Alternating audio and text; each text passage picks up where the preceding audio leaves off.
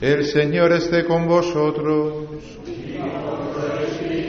Lectura del Santo Evangelio según San Juan.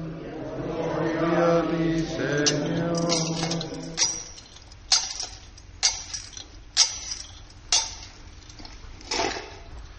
Al anochecer de aquel día, el primero de la semana, estaban los discípulos en una casa con las puertas cerradas por miedo a los judíos. En esto entró Jesús, se puso en medio y les dijo: paz a vosotros. Y diciendo esto les enseñó las manos y el costado.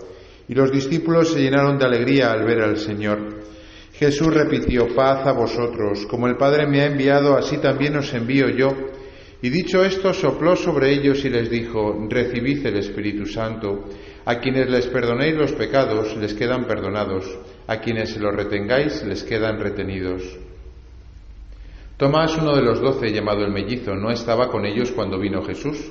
Y los otros discípulos le decían: hemos visto al Señor.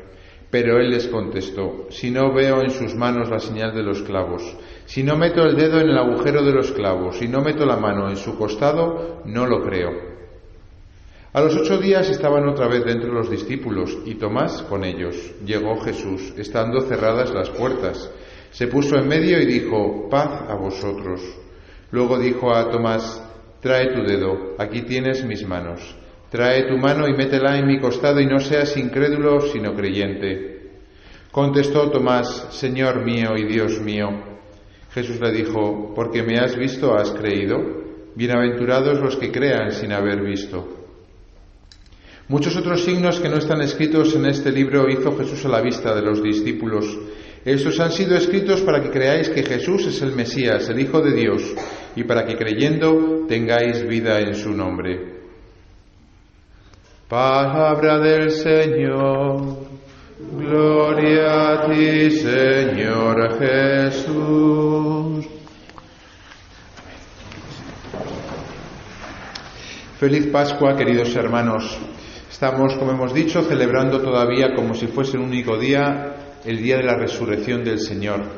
La octava de Pascua, 8 días desde el domingo pasado. Son los 8 días más importantes del año para un cristiano, porque estamos celebrando la resurrección del Señor, la Pascua, que seguiremos celebrando hasta el domingo de Pentecostés durante 50 días. Tenemos más días para celebrar que para hacer penitencia. 40 duraba la Cuaresma, porque ciertamente que la resurrección es la fiesta de las fiestas. Pero quizá no terminamos de entender o de asimilar qué es la Pascua. ¿Cómo vivir la Pascua? Quizá no, siempre nos ayuda a leer el Evangelio. Si leemos el Evangelio siempre nos dará luz, y por eso lo proclamamos todos los días y todos los domingos, para que sea para nosotros una regla de vida. ¿Qué les pasó a los discípulos en la Pascua? Pues lo que le pasó es que lo que se esperaban era que Jesús estaba muerto, y sin embargo, a los 3 días, como Él les había dicho, resucita. Y se les empieza a aparecer, como hemos visto en el Evangelio que hemos proclamado. Por lo tanto, de primeras, claro, desde la tristeza en la que estaban, desde el miedo en el que vivían, pues pasaron a una alegría desbordante. De decir, Jesús, que estaba muerto, ya está vivo. Y además no estaba vivo como Lázaro. Lázaro, unos días antes, Jesús lo había resucitado, pero estaba con la misma presencia que antes de morir, es decir, una presencia como la nuestra. Jesús no. Jesús tenía un cuerpo glorioso. Y esto es muy importante, es diferente. La resurrección de Lázaro de la resurrección de Jesús. Ese cuerpo glorioso que tenía Jesús era un cuerpo físico. De hecho, hay veces que le confunde con un fantasma y dice: traedme de comer. Pidió pescado, eso es lo que no entiendo. Yo hubiese pedido cordero, pero bueno, pidió pescado, ¿qué se le va a hacer? Es lo que tenía, me imagino, y por eso no pidió cordero. Pero podía comer, pero no necesitaba comer. Abría las puertas, pero lo hemos dicho, lo hemos proclamado hoy. Se presentó en medio de ellos con las puertas cerradas. Luego el cuerpo era diferente del de Lázaro. Lázaro tenía que comer, si no se moría. Lázaro tenía que abrir la puerta, si no se estampaba contra la pared. Pero Jesús no, tenía un cuerpo glorioso, el mismo cuerpo que tendremos nosotros el día de nuestra resurrección. Un cuerpo físico, pero un cuerpo glorioso, es decir, ya no sujeto a las necesidades del tiempo y del espacio. Esto da para otra catequesis, no me voy a centrar en esto. Claro, pero ¿qué es lo que pasa? Bueno, pues lo que pasa si seguimos leyendo los Hechos de los Apóstoles, que es pues un libro que si no lo han leído así del tirón, merece mucho la pena. Uno se sienta y se pone a leer los Hechos de los Apóstoles, que son como las aventurillas de los primeros discípulos, de los primeros apóstoles, sobre todo de Pedro al principio y de Pablo después. Pues uno ve que a partir de entonces las pasan canutas, pero canutas. Uno ve la cantidad de sufrimiento que tiene Pablo. De hecho, Jesús se lo dice. Cuando se convierte Pablo y Ananías le dice, ya tiene que ir a su casa, le dijo Jesús, no te preocupes, ya le enseñaré lo que tiene que sufrir por el Evangelio. Luego, el sufrimiento no se fue de la vida de los discípulos y de la vida de los apóstoles. Podríamos decir que incluso se vio incrementado después de la resurrección. Y aquí es donde quiero llegar. Entonces, ¿qué es la Pascua? ¿Qué significa la Pascua? Porque decimos que la Pascua es la fiesta, alegría, paz, pero ¿por qué si hay sufrimiento todavía?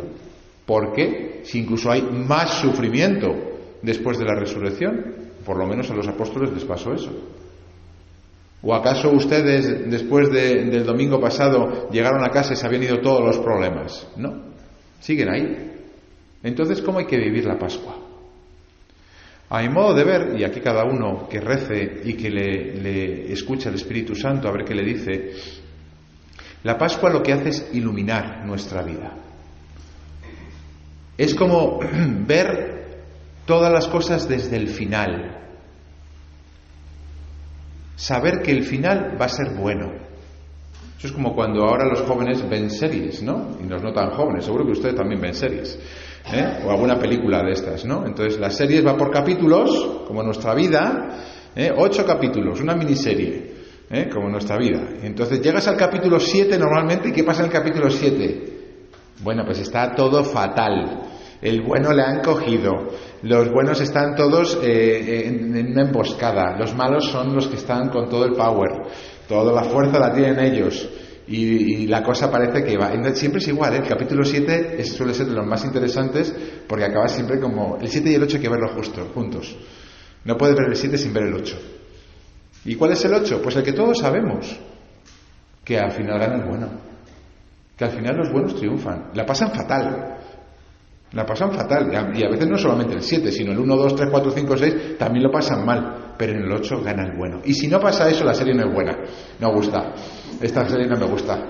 Hay películas de esas y series que se acaban mal y dices, mira, es malísima. Yo vi una película, que no voy a decir cuál es, que después de verla acaba todo fatal, te queda un malestar que no se la recomiendas a nadie. Esta no la veáis, es amargante, porque no corresponde con lo que el espíritu humano pide, con lo que en el fondo es la vida. Si tenemos fuerza para vivir, si tenemos esperanza para vivir, es porque sabemos que en el último capítulo el amor vence, Dios vence, los buenos ganan. Y si no fuese eso, pues no sé, ardamos todos aquí juntos, porque si no, ¿qué sentido tiene? Esa es la Pascua, la que te ilumina desde el final y te dice, todo va a salir bien. ¿Por qué? ¿Por qué va a salir bien? Si triunfan los malos, si yo soy incapaz de superar esto, si esto es patente, una enfermedad o una muerte o algo que parece que no tiene vuelta de tuerca. No. Cuando los discípulos veían a Cristo resucitado, con ese cuerpo glorioso que ya no podía morir más, debían de ir asimilando poco a poco la realidad de la Pascua, de decir, ya nadie podrá con Él. Y si nadie puede con Él, tampoco puede con nosotros, porque nosotros somos discípulos de Jesús, es decir, seguimos a Cristo, estamos bautizados en Cristo, hemos muerto con Cristo para resucitar con Él. A veces no sabemos muy bien qué significan esas frases cuando las dice San Pablo, un poco teológicas, pero va en esta línea. Somos del grupo de los buenos, y si nuestro líder ha ganado, nosotros con Él. Y eso ilumina toda nuestra vida y le da un color completamente diferente, porque no es lo mismo, hermanos, no es lo mismo. Por eso cuando yo hablo con ateos, ¿no?, o los que dicen que son agnósticos, que está como muy de moda decirlo, si les pones a apretarles, vamos, o sea, es que es muy sencillo sacarles de las casillas. Porque, ¿qué me quieres decir con que eres ateo? Que al final, entonces, a criar malvas, ¿verdad? ¿Eso es lo que quieres decir? ¿No? Es muy difícil vivir con una conciencia de que el final de nuestra vida es criar malvas, que no hay otra vida, que no hay justicia. ¿Vale? Solamente impera la ley del más fuerte y mientras te vaya bien, que una vez que te empiece a ir mal, te vas de este mundo. Por eso la gente se está suicidando. Por eso la gente se está suicidando. Cada vez más, y los jóvenes cada vez más. Porque no hay esa luz de la Pascua que ilumina nuestras vidas. Hoy estamos celebrando el Domingo de la Misericordia, un domingo que se llama así porque Juan Pablo II, siguiendo sobre todo la espiritualidad de Santa Faustina Kowalska, esta monja polaca que en periodo de entreguerras tuvo revelaciones de Jesucristo, vieron que, dada la situación, el siglo XX, un siglo horrible, donde han muerto más seres humanos que nunca a manos de nosotros mismos, era necesaria la misericordia. Es decir, que ante el caos general que el ser humano ha provocado por haberse apartado de Dios, la respuesta de Dios no ha sido machacarnos más, sino tener misericordia con nosotros. Y por eso esas revelaciones, ¿no?, que muchos de vosotros seguro que conocerán, hay mucha gente que tiene mucha devoción a la Divina Misericordia. Quiso Juan Pablo II que fuese precisamente el segundo domingo de la Misericordia cuando leemos este Evangelio. ¿Por qué? Pues porque justo Tomás es exactamente de todos los apóstoles el que más misericordia recibe del Señor. ¿Por qué? Pues lo acabamos de escuchar. Este hombre no estaba el domingo pasado cuando Jesús apareció por primera vez. Todos vieron a Jesús y le dijeron: oye, hemos visto a Jesús. Y el cenutrio de Tomás, con 11 de sus compañeros diciéndole que se había parecido a Jesús, no quiso rectificar. Y Jesús, al domingo siguiente, fue a la caza y captura del último percebe, que era Tomás. Se aparece delante de ellos, le dice: paz a vosotros, y luego inmediatamente se dirige a Tomás. ¿Y qué le echa? ¿Una bronca? Un poquito sí, pero con cariño. No, le dice: dame tu mano y métela en mi costado. No sabemos si lo hizo, el Evangelio no lo dice, pero qué bonito es esto, porque cuando nosotros metemos la pata, cuando somos duros de cabeza, cuando no queremos creer, la respuesta del Señor no es pisarnos, ni machacarnos, ni hacernos la vida más imposible. Ya lo hacemos nosotros cuando no creemos en Dios. No hay infierno peor que vivir sin Dios. Cuando por fin bajamos las barreras y dejamos que Dios entre en nuestra vida, la respuesta de Dios es misericordia. Si alguien tocó el corazón de Cristo fue Tomás, el más indigno de todos. Y esa es la norma de Dios con los pecadores. Esa es la norma de Dios con nosotros. Y esa es la Pascua. Esa es la Pascua. Es decir, cuanto más bajo hemos caído, cuanto más sufrimos, cuanto peor lo pasamos, más grande es la misericordia de Dios con nosotros. Es una respuesta desconcertante que ciertamente nosotros, como seres humanos, pocas veces hacemos. En todo caso, a lo mejor con los hijos, ¿no?, que uno les tiene tanto amor, tanto cariño, que cuanto más lejos se van, más misericordia hay en el corazón de los padres, más sufrimiento hay. Y cuando vuelven, como el hijo pródigo, el padre y la madre se desbordan de amor hacia ese hijo que estaba perdido. Quizá ustedes pueden entenderlo incluso mejor que yo, porque yo soy padre espiritual, pero ustedes son además padres biológicos. Ese es Dios. Y eso es lo que es la Pascua, iluminar nuestra vida desde el fondo. Por eso San Pedro, en la segunda lectura que hemos leído, muy hermosa, dice: por eso os alegráis, aunque ahora sea preciso padecer un poco en pruebas diversas. Fijaros, y Santiago lo dice todavía más claro, la carta a Santiago dice que nos alegremos cuando lo pasemos mal. Esto no tiene ningún sentido si no es porque lo vemos desde el final. Es como decir, porque sabemos que el capítulo 8 va a acabar bien, el capítulo 7, cuanto más duro sea, mejor. Porque más grande será la alegría por haber vencido una situación que parecía imposible de vencer. Bueno, si el capítulo 7 es un rollo, si aparentemente dices, bueno, esto es muy fácil matar al malo, pues no tiene miga el capítulo último en el que vencen los buenos. Pero dice San Pedro, no, alegraos de sufrir un poco. ¿Por qué? Lo dice él también. Así la autenticidad de vuestra fe, más preciosa que el oro, que aunque es perecedero se aquilata al fuego, merecerá premio, gloria y honor en la revelación de Jesucristo.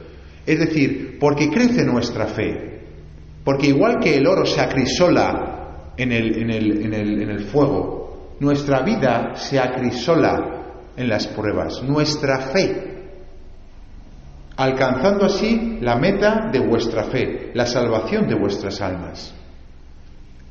Deberíamos de ser capaces de mirar todas las situaciones de cruz que tenemos y que no se han ido con la Pascua, incluso a veces se han acrecentado. Ser capaces de verlas desde esta perspectiva. Señor, ¿qué gano yo con esto? ¿Cómo aumenta mi fe? ¿Qué quilates me estás dando con esta prueba que me has hecho padecer? Has permitido en mi vida. Este es el clic que tenemos que hacer nosotros en nuestras cabezas. De tal manera que miremos nuestras cruces no como el avestruz que tiene la cabeza metida dentro de la tierra y no ve más allá, sino desde el final, como dice San Pedro. Así, cuando lleguéis al final, os alegraréis con un gozo inefable y radiante. Claro, uno lo puede entender. Nadie quiere las pruebas, nadie quiere el sufrimiento. Jesús tampoco lo quería. En Getsemaní dijo, Padre, si es posible que se aparte de mí este cáliz. Eso es muy humano. Jesús no quiso la cruz. Pero su Padre, sabiendo que el amor de Cristo era muy grande, permitió la cruz de Cristo y nos enseñó a nosotros que ante las dificultades de la vida tenemos que ser capaces de verlas desde el final. Claro, por eso, y termino, el saludo de Jesús preferido cuando Él está resucitado es paz a vosotros. ¿Qué es la paz? ¿Qué es la paz? La paz es ausencia de sufrimiento, no, eso no es la paz. Porque tú puedes no tener sufrimiento, pero si tú sabes que todo puede torcerse. De hecho, nos solemos decir la frase, que no es nada católica, por cierto, de uy, las cosas me van muy bien, en algún momento me va a ir mal. Eso no es católico, eso no es cristiano, el pensar así.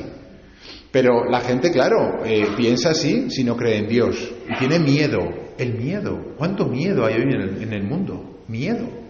Y aseguramos todo, intentamos asegurarlo todo, porque ya ves que vas a asegurar. No puedes asegurar muchas cosas.